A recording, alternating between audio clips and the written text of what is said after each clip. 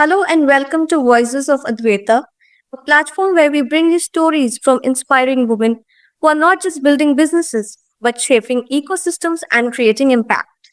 Today we have with us someone who has carved a niche in a highly specialized and critical domain, intellectual property rights, from filing and managing over 250 patents to empowering startups and institutions to protect, scale their innovation. Her journey is a powerful blend of expertise, leadership, and purpose. She is a certified Indian patent agent, a researcher, a policy contributor, and a recognized leader in the innovation ecosystem. Please join me in welcoming Dr. Khushbu Bardia Pural, founder of KBIB Services. Dr. Khushbu, it's a pleasure to have you with us today. Thank you. Thank you, Nidhi. Thank you for the lovely introduction. And thank you, Advita, for having me on your platform. It's really empowering and, glad, grateful that we are having this conversation today. I hope this creates a little bit impact on people who watch this and, women who need this inspiration. Definitely, and it's our pleasure. Okay, Dr. Khushbu, so to start with, I would like to begin with a journey. Like it's quite unique moving from research into the world of IPR and entrepreneurship. So, what inspired this transition, and how did you find a voice in such a specialized field? Um, Nidhi, so this journey is not a straight line, of course. So I went through many phases during all this journey. I started my career as a research fellow in a research institute. Later, I joined academics as assistant professor, and then I explored multiple professional roles during my academic journey, while I also prepared for my PhD in hydrogen production and also the patent agent examination that I appeared and finally qualified. At every stage of this journey, I was trying to actually understand where I truly belonged, and eventually I transitioned from working as an IPR consultant within the university's in-house consultant to becoming a full-time independent consultant now, founding my company KBIP Services.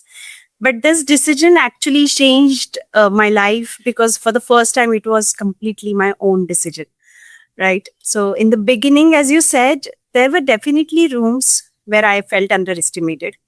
Yes. Being a woman in the techno legal field, people, don't believe you very upfront. I actually got my many deals cancelled at the last minutes because client trusted the male counterparts, more in handling the legal matters.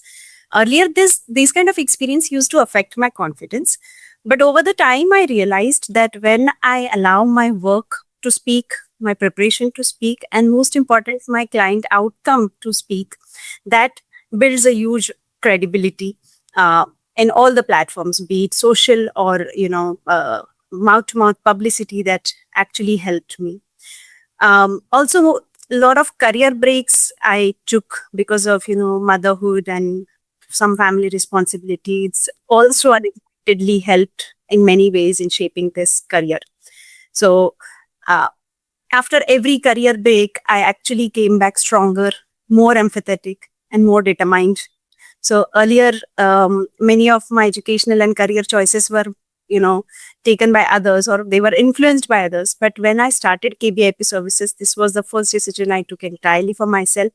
I gave myself this all journey and this all, the decision gave me different level of confidence, ownership, not just over my business, but over my identity also. And that's how the word you used, how I discovered myself was. And today, when clients trust me with their innovations, and when I handle them with the utmost empathy, because I had been through all those, self-doubt phases and uncertainty phases, that actually helps me during my business. That actually helps me to build my credibility in them. And that's how the journey has been now. Definitely. So, Dr. Khushbu, as we spoke about the ownership, so let's talk about women and ownership mindset here. So, we often see women undervaluing their ideas, are hesitating to claim ownership. So, from your experience, how important it is for women entrepreneurs to actively protect and own their innovations? It is, Nidhi, extremely important because women don't realize that whatever they are creating has intellectual value. You know, all through my personal and academic and innovation ecosystem experience, I have experienced this thing that innovation is everywhere. But when it comes to ownership, it's not. So we Indians are full of creativity. We are born innovators, right? This whole community of Indians is a born innovators. How we call it jugaad, but the actual word we should call it is we are born innovators. We see every other house that the women are redesigning their regular tools in everyday life for making their lives easier. You see farmers making their practical cultivation techniques that nobody taught them as a student, or you actually see students come up with small prototypes for solving day-to-day life problems. And what happens is you see all this innovation everywhere. You see them innovate, create new things beautifully in the society, but where we lag behind is owning that ownership, owning that innovation, protecting that innovation, and creating actually the long-term impact, long-term financial benefit out of those innovations. So this realization actually also was one of the reasons why I started KBIP services, because I understood all through my journey that women, students, researchers, even the first generation entrepreneurs like who I am also, are not very much aware about protecting their ideas. They think that protecting IPRs is being selfish, but it is actually not. When you protect your innovations and you have right IPRs, it is actually empowering and not selfish. So I would like to share one story of a student I had come across during my academic career. So I was evaluating her project of some another subject, and she came up with some sweets to me, and she offered me, and she asked me to guess the ingredients, which I could really never guess the correct ingredient. And when she actually disclosed those ingredients, so when she actually disclosed those ingredients, I was really surprised, and I told her, you promise me that you will not disclose this until we patent this. And to my surprise, not only her, but the entire room who were along with me, the researchers in the similar field, were shocked to know that even food can be patented. Right? And they asked me that, how can you patent food? So that moment, became a beginning of a challenge in my IP journey then, and as in my R&D journey also. And today, when she holds the granted patent for her novel food composition, when I watch her evolve from being uncertain to confident, this reminds me of why I started KBIP services and why ownership matters so much. Right. Yeah. So this actually, I would say innovation becomes powerful when innovators believe in their ideas. Until you keep on underestimating your ideas, you will nothing but lose many of your ideas, and you will actually see others taking benefit of it and just cribbing about it later. But when you protect it with right IPRs and when it empowers you, it's actually very, very empowering decision to make. Quite interesting, Khushbu. Okay, so as you have successfully bridged deep technical expertise with entrepreneurship, now what mindset shift is required for women to move from being domain experts to being confident business leaders nowadays? Yeah. To me, I would say we women, wait for somebody to allow us to, involve in something. I would say the mindset shift you require is not for waiting for somebody to let you in, but claiming your space in that area, right? So when you say about being professional or being an employee somewhere, you are dependent not only as a owner, but also as a decision maker, or for the choices you make, or for the failures you face. So you are dependent. You are dependent for taking the decisions also, and you are free to blame for the decisions also, that whenever they fail. But this power shift, or this shift from being a professional to a business leader, needs that shift from being dependent to being to own that decision. Yeah. So not only in owning the business, but owning the decisions you make also is very, very important. I guess it comes from also knowing your full potential. Absolutely, absolutely. So earlier, as you said, I used to doubt my potential, right? Yeah. I used to doubt if I would be able to do it. And earlier, as an employee, what we think is, getting the job done, getting the work done. But when you transform and start entrepreneurship, it is not about just getting the work done, but it is about creating the impact of your work. Yes. So up from getting the work done to creating the impact of your work is the mind shift we require when we move from employee stage to actually an employer stage, or an entrepreneur stage.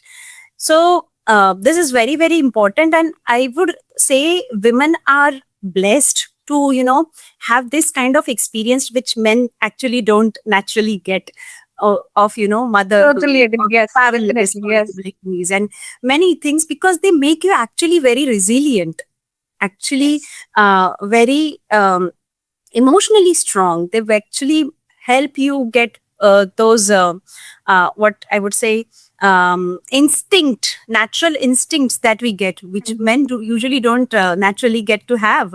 So they lack at their right. Yes. Yeah, so actually the experiences we have, or the challenges we face, actually makes us a lot resilient, a lot confident, a lot problem solving capacity we built, and that actually helps in all this entrepreneurial journey also. In my KBIP services journey also, when I started this, the first major professional decision, this was the first decision I had made. And entrepreneurship forces you actually to trust your judgments. It forces you to make responsibility of failures, take the responsibility of your failures. So that change of mindset is not only about being an employee to employer, but you also need to have the courage to take the decision, to trust your decisions, to negotiate independently on your decisions, and to build network. Because in today's environment, network is the net worth you have. And you might have heard this many times, but I truly live by it, that yes, building networks is also at most important. And that mindset shift is definitely very helpful to create opportunities instead of, waiting for them. So definitely not waiting for others to involve, but creating your own path and claiming your own space creates a lot of difference, and that mindset shift helped me a lot. So I hope I answered your question, Nidhi. Yes, you did. So moving forward, Dr. Khushbu, as you have taken on leadership roles and actively contributed to ecosystem building through initiatives like Wiki and incubation programs. So what helped you step into these spaces, and what advice would you give to the women who struggle with visibility or self-doubt?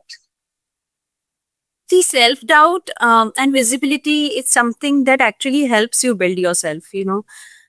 Initially, I used to also work very quietly, thinking that visibility will automatically come when I work hard, and visibility will is an automatic outcome of your hard work. But over the time, I realized that being visible is not having ego, but being visible is about creating impact. So I would definitely suggest women to be visible, not to be silent about the awareness you have. Because if you have the awareness and if you remain silent, how would the awareness gap be filled? It would exist forever. right? So if you are aware about something, speak about it, join movements regarding it, join clubs and societies regarding it, and let your knowledge spread to people who need it. Because um this changes perspective of not yourself only, but a lot of others who are expert maybe in some other field but not aware about what you know, right?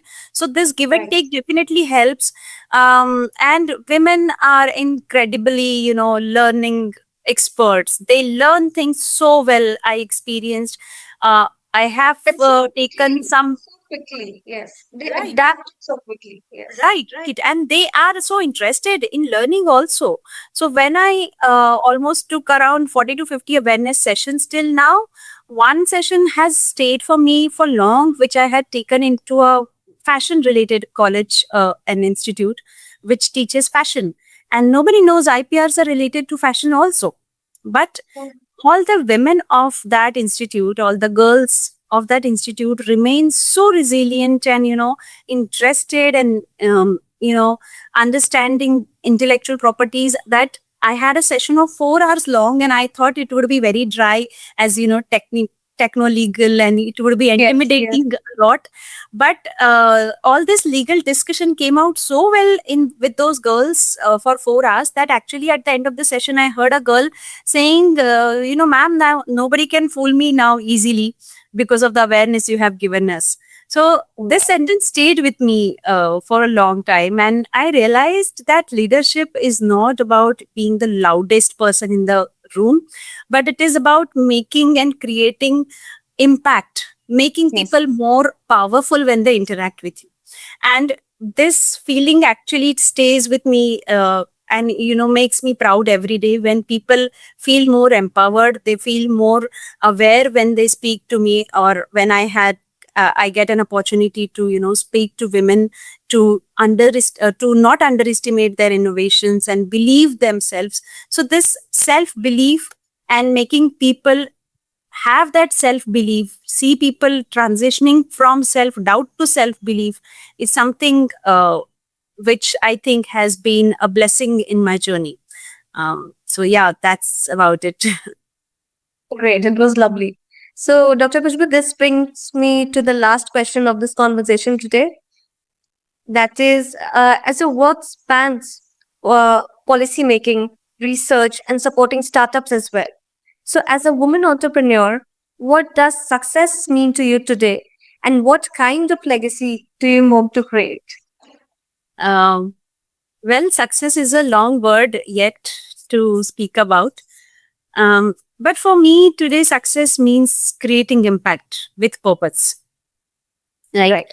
earlier, success used to mean having a lot of qualification, having a lot of titles, those feathers in the cap, having a lot of career progressions, and being a head, being a director, and this and that. But now, success means to me creating confidence in others.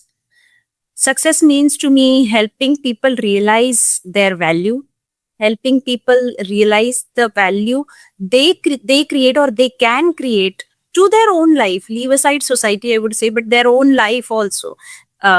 They can create, and of course, when you create difference for yourself, the society is of course benefited always. But success also mean to me now being able to make IP awareness accessible, easily accessible to people, and making IP simpler for them rather than being intimidating and dry subject for them.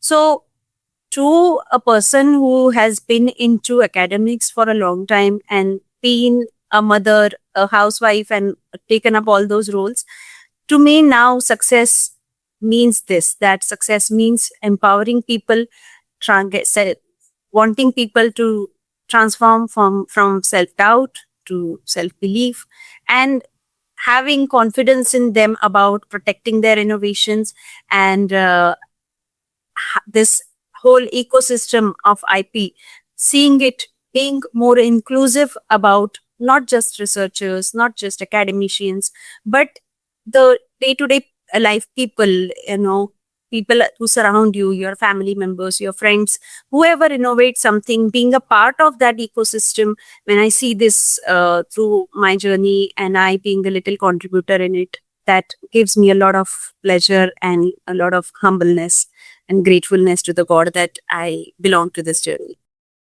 Thank you so much, Dr. Khushbu, for sharing your journey and insights with us today. Your story is a strong reminder that when women take ownership of their ideas, they don't just build businesses, they build ecosystems. Thank you once again for this lovely conversation and your time today. Thank you. Thank you very much, Nidhi. Thank you to Prerna also for giving me this opportunity. And thank you, Advaita, the platform. I hope and I wish a best wishes to. And I would love to see the journey of Advaita also in future, prospering with multiple feathers together in the hat. Thank you so much. Absolutely. Thank you. Thank you.